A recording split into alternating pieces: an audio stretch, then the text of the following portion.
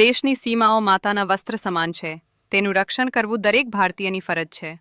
ભીષ્મ પિતામહ. નમસ્કાર દર્શક મિત્રો, સરહદ ન્યૂઝ ચેનલમાં આપનું સ્વાગત છે. હું અનિતા ગોસ્વામી. હવે જોઈએ સમાચાર વિસ્તારથી. થરાદ પોલીસને મળી મોટી સફળતા. ભોરડુ ગામના ગોગા મહારાજના મંદિરમાં થયેલ ચોરીનો ભેદ ઉકેલાયો.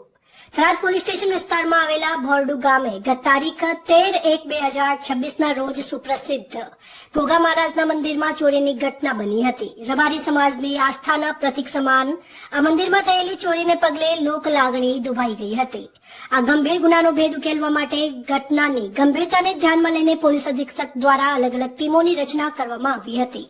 થરાદ પીઆઈ એટી પટેલના માર્ગદર્શન હેઠળ પોલીસે ટેકનિકલ સર્વેલન્સ અને હ્યુમન ઇન્ટેલિજન્સ અને બાતમીદારોની મદદથી તપાસ હાથ ધરી હતી અને તપાસ દરમિયાન મળેલી સચોટ બાતમીના આધારે પોલીસે રાજસ્થાનના પિંડવાડાના 3 આરોપીઓની અટકાયત કરી છે.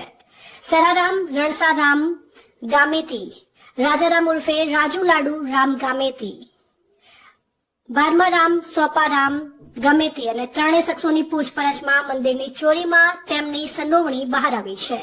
પકડાયેલા 3 આરોપીઓને નામદાર કોર્ટમાં રજૂ કરી તેમના 3 દિવસના રિમાન્ડ મેળવવામાં આવ્યા છે. હાલ પોલીસ દ્વારા ચોરી ગયેલા મુદ્દામાલને રિકવર કરવાની તજવીજ ચાલી રહી છે અને ગુનામાં અન્ય કોઈ શખ્સો સામેલ છે કે નહીં તે દિશામાં વધુ તપાસ ઊંડાણપૂર્વક શરૂ થઈ છે. 13/1/2026 રોજ થરાદ પોલીસ સ્ટેશન વિસ્તારમાં આવેલ ભોરડુ ગામે ગોગા મહારાજના મંદિરમાં ચોરીનો બનાવ બનેલો છે, જે રબારી સમાજનું આસ્થાનું પ્રતીક હતું.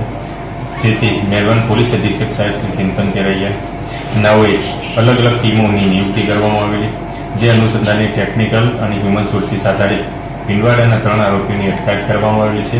હાલ 3 દિવસના રિમાન્ડ ઉપર છે અને મુદ્દામાં રિકવરની પ્રોસેસ ચાલુમાં છે.